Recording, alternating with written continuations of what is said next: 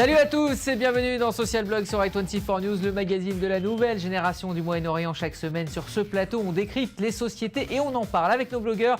Et cette semaine, on va explorer les coulisses de la réussite économique israélienne en parlant emploi avec notre blogueur spécialiste de l'économie, Jérémy Brabé du blog Psartech qui parle d'impression 3D. Bienvenue Jérémy. Et face à vous, Roni Edry. Le débat a déjà commencé. Vous êtes graphiste et vous êtes activiste et vous étiez en 2011 dans les rues, dans les mouvements de protestation du boulevard Rothschild. Et depuis, la situation pour les salariés israéliens semble même s'être dégradée, un paradoxe pour un pays où le taux de chômage est très faible et où la croissance est très vive. On va essayer d'expliquer ce gouffre entre la facilité d'avoir un emploi en Israël et la précarité des salariés avec le portrait de la famille Eisenberg qui va devoir bientôt déménager à cause d'un loyer trop élevé. Vous découvrirez leur quotidien difficile et puis nous verrons comment les pays arabes commencent à inverser la fuite des cerveaux par tous les moyens, notamment avec une émission de télé-réalité. Mais avant cela, 3 infos totalement indispensables. On se connecte tout de suite au 56K.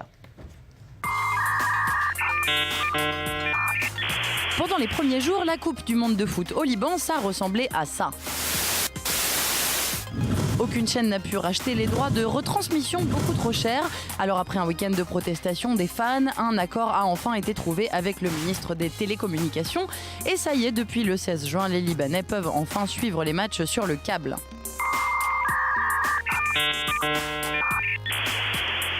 Recharger un portable grâce à de l'urine, c'est ce qu'ont réussi à faire des chercheurs britanniques qui ont même passé un appel téléphonique de 6 minutes. Avec 14 milliards de litres produits naturellement par jour dans le monde, l'urine pourrait devenir source d'énergie miracle et peut-être une alternative future pour remplacer l'essence des voitures.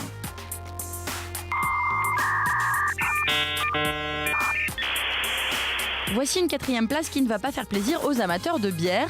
Un sondage décerne à Tel Aviv la palme du verre de bière le plus cher, derrière Oslo, Zurich et Tokyo.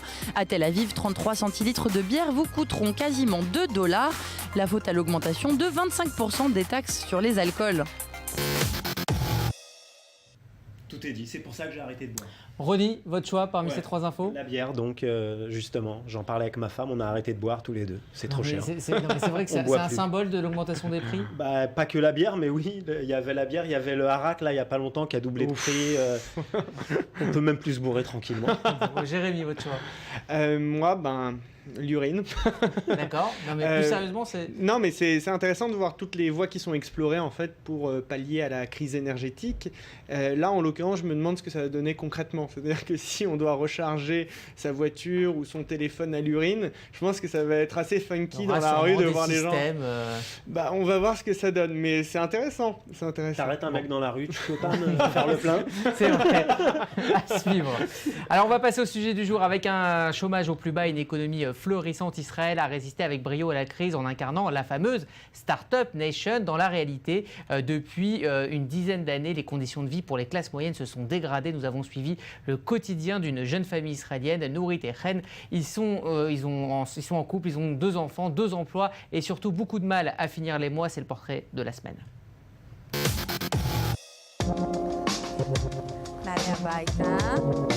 On va aller prendre un bain. Bienvenue chez les Eisenberg. Chen et Nourit sont tous les 2 infirmiers et ils ont 2 petits jumeaux. Ce soir, le père de Nourit l'aide à mettre les enfants au lit, alors que Chen assure le service de nuit à l'hôpital Beth Levenstein. Dans une verte vallée, entre vignes et champs, se dresse une tour de 5 étages. Pour les membres de la famille Eisenberg, le conte israélien pour enfants, appartement à louer, est plus qu'une histoire, c'est leur réalité. Alors les habitants de la tour ont écrit sur une pancarte « Appartement à louer ». En août, leur loyer sera augmenté par leur propriétaire. Impossible pour eux de suivre et ils iront chercher un autre appartement. Je ne comprends pas qu'avoir son propre appartement soit une telle exigence. C'est tellement basique, tout le monde voudrait se sentir en sécurité, sans risquer de se faire jeter à n'importe quel moment à cause de la hausse du prix du loyer.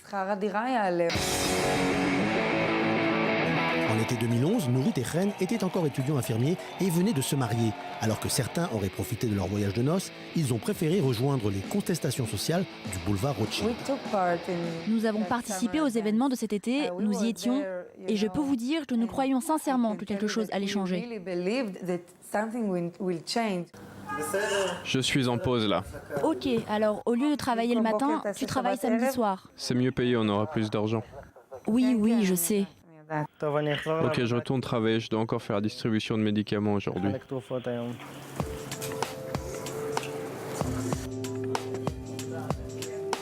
Je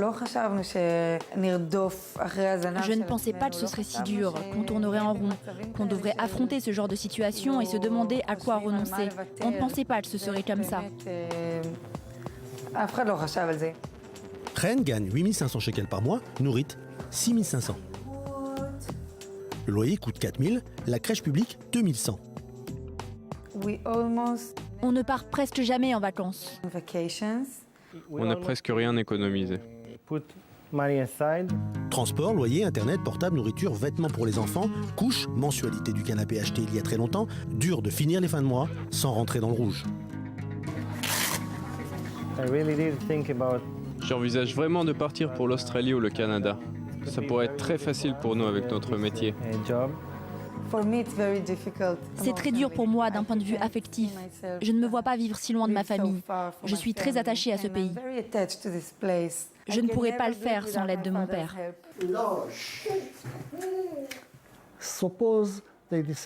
Imaginons qu'ils décident de rester. Quel avenir les attend? Ils vont changer d'appartement tous les ans parce que leur propriétaire veut augmenter le loyer?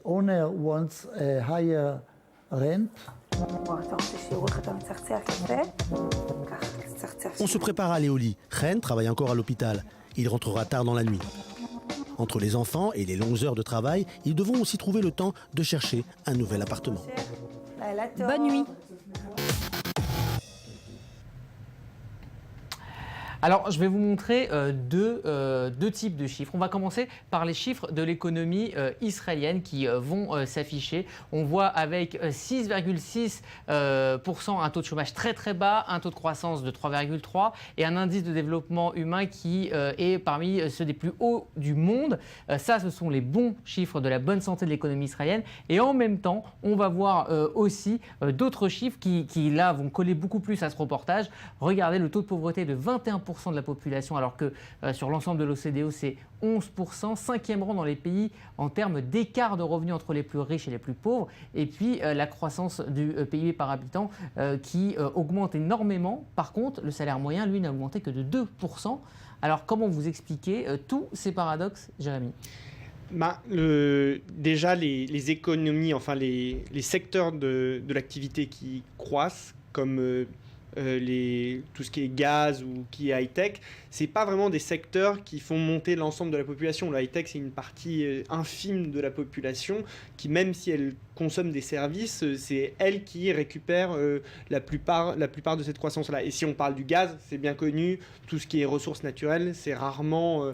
la répartition des bénéfices est rarement égale. Pour ces infirmiers qui travaillent dur, comment vous pouvez expliquer le fait qu'ils aient autant de mal à vivre? Mais je crois que c'est un phénomène... Non, mais c'est un phénomène qui est mondial. C'est un phénomène qui est mondial. Malheureusement, ça me réjouit pas du tout, mais c'est un phénomène qui est mondial et qui ne touche pas qu'Israël. Visiblement, ça touche Israël plus fort. Ça ne veut pas dire que c'est bien. Le fait que mais ça absolument se passe pas. Mais personne, chez les autres aussi. Comment vous pouvez expliquer? Ce que je veux dire, c'est qu'on peut pas dire c'est un problème qui est israélien. Alors peut-être que l'amplitude est israélienne. C'est un problème israélien? C'est devenu, on est devenu un peu le phare, on va dire, parce qu'on est une tellement petite économie que ça se voit vraiment.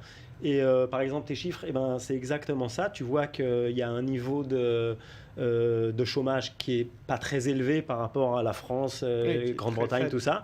Mais en fin de compte, ça veut dire que c'est pas qu'il n'y a pas de travail, c'est que les gens gagnent pas d'argent. C'est des salariés pauvres. Et le peu d'argent qu'ils gagnent. Moi, j'ai un autre chiffre à te donner. C'est par rapport à la France, par exemple. Hein.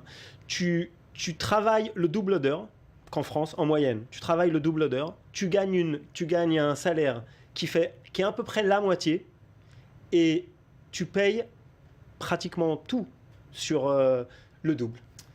Ton kilo de sucre. Oui, il y a un problème, un problème qui est particulier à l'économie israélienne, c'est les monopoles qui font que les prix sont très très élevés. Exactement. Ce que je veux dire, c'est que le problème de la paupérisation de la classe moyenne et des problèmes qui sont des problèmes macroéconomiques, On les retrouve aussi en Europe, on les retrouve en mais France, nous, on les retrouve aussi de l'Europe. on est passé d'un pays socialiste à un pays Oui, mais ultra-capitaliste. Avec le même goût du travail, en fait. Et mais c'est ça. le problème, c'est qu'il n'y avait pas vraiment le choix. C'est-à-dire que dans les années 80, ce que je veux dire par là, c'est que dans les années 80, Israël était proche de la banqueroute. Donc il fallait qu'il y ait une réaction. Est-ce que la réaction était adaptée ?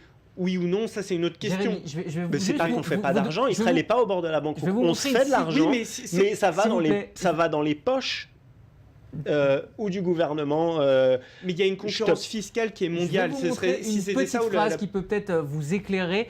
C'est une phrase d'un économiste qui dit: en Israël, une dizaine de familles détiennent le tiers de l'économie du pays. C'est Jacques Bendela, qui est économiste et professeur. Est-ce que le fond du problème et la base du problème, elle est là? C'est salaud, ils vendent. Et quand je dis salaud, je pèse mes mots. Ils vendent la même barre de chocolat. Ils la vendent plus cher en Israël. Elle est produite en Israël. Ils la vendent plus cher en Israël qu'aux États-Unis. Explique-moi un peu l'histoire. Est-ce que vous avez des solutions pour ça? Est-ce qu'il faut réguler? Est-ce que le gouvernement Pour moi, il faut que le gouvernement prenne ses responsabilités et qu'il soit un régulateur. Mais je crois qu'il y a plusieurs Israël. Il y a un Israël de la high-tech, il y a un Israël aussi de l'économie traditionnelle. Et sur l'économie traditionnelle, il y a un vrai problème. Mais il y a un vrai problème au-delà de ça, qui est un problème mondial et qui touche toutes les économies, qui est une paupérisation de la classe moyenne. Et c'est accentué en Israël parce qu'il y a tous ces cartels-là, mais on fait face au même problème que tout le monde. Ça va faire fuir les gens parce qu'on voit que dans le reportage, ils veulent fuir. Oui, mais le problème, c'est fuir, mais pour où? Parce qu'ils pensent qu'en Australie, c'est mieux, c'est peut-être mieux en Australie, mais... Je vais donner un autre chiffre. Par exemple, la Aliyah de France, par exemple. Juste, on en parle tout le temps, il y a plein d'Olim Kardashian qui viennent, ils arrivent. On ne te parle pas de ceux qui repartent. Oui, mais enfin, il y en a moi, je veux dire qu'il y en a 80% qui passent pas la première année en Israël.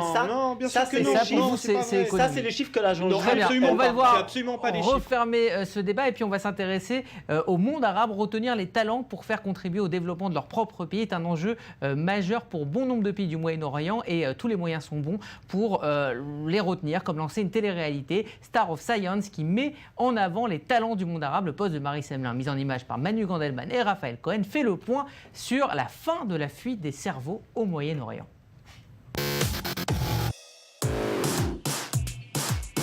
La migration. 232 millions de personnes sur la planète travaillent dans un pays différent de leur pays de naissance et au Moyen-Orient, si les travailleurs pauvres y viennent, les diplômés, eux, ont tendance à se faire la malle. Mais peut-être sommes-nous à l'aube d'un renversement et pour retenir leur matière grise et les faire rêver, le monde arabe a son émission de télé-réalité Star of Science. Venus du Qatar, d'Irak ou encore d'Algérie, les candidats viennent avec leurs projets sous le bras, comme Inde Obeika, une Libanaise finaliste en 2011, qui cette année partage les podiums des prix internationaux avec Bang & Olufsen et Sony.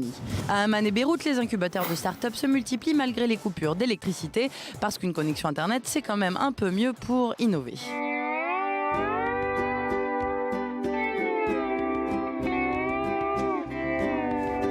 Moyen-Orient, ils sont 1 million à vivre dans les économies dites développées, mais depuis quelques années, les migrations sont désormais aussi du sud au sud et moins du sud au nord, parce qu'entre-temps, ces économies se sont cassées la figure et la révolution entrepreneuriale a lieu ailleurs. En tout cas, c'est ce que dit Christopher Schroeder, entrepreneur et ancien des finances de la Maison-Blanche. Depuis 2010, les cerveaux du monde arabe restent un peu plus à la maison et maintenant, ce sont les cerveaux des vieilles économies qui fuient. Et pour parler de ce changement de tendance, on est en ligne avec Mohamed Belmazaki, étudiant à l'ESSEC et blogueur sur le site Réorient. Mohamed, on voit que les cerveaux du monde arabe restent de plus en plus pour développer leur pays. Comment vous expliquez ce changement de situation? Bonjour Rudy. Alors pour expliquer très rapidement ce retournement de situation, je pense qu'il faut prendre en considération à la fois le contexte politique et économique dans les pays du Nord. La crise touche toujours le marché de l'emploi et la montée du nationalisme politique et économique à travers par exemple des circulaires comme celle de Guéant il y a quelques temps qui va défavoriser les matières grises à venir ou à rester après leurs études dans ces pays-là.